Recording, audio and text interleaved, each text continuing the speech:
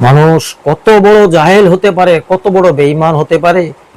এক মায়ের পেটে 3 ভাই, অথচ সম্পত্তির জন্য 2 ভাই মিলে বড় ভাইয়ের জ্যান্ত মানুষের চোখ তুলে নিয়েছে বরিশাল মুলাদি থানায়। এমন বিভিন্ন ঘটনা আছে। এজন্য আমি যাদের সম্পদ আছে, আর্থিক আছে, আমি তাদেরকে একটি কথা বলতে চাই, সারা দেশে আপনি কোন মেয়েকে কোন ছেলেকে কতটুকু দিবেন বেঁচে থাকতে সেই কাগজটি করে যাবেন ভালো মতো, যেহেতু আপনার মরার পরে। কিন্তু সম্পত্তি পাবে আপনি মরার পরে, আপনি এবং আপনার বিবি মরার পরে, বেঁচে থাকতে নয়। আজকে অনেক পিতামাতা বেঁচে থাকতে বা হজে যাওয়ার সময় ছেলে সন্তানকে যখন জমি জমা টাকা পয়সা সব দিয়ে দেয়, তখন আর কিছুদিন দেখে এরপর আর বাবা মার খোঁজ খবর রাখে না। এজন্য আজকে অনেক পিতামাতাকে বৃদ্ধাশ্রমে থাকতে হয়।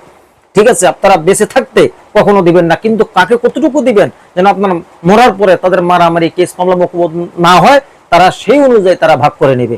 এটা অবশ্যই করবেন। ঠিক আছে, এটা না করলেই আপনারা মরার পরে এই ঘটনা ঘটে যাবে, মামলা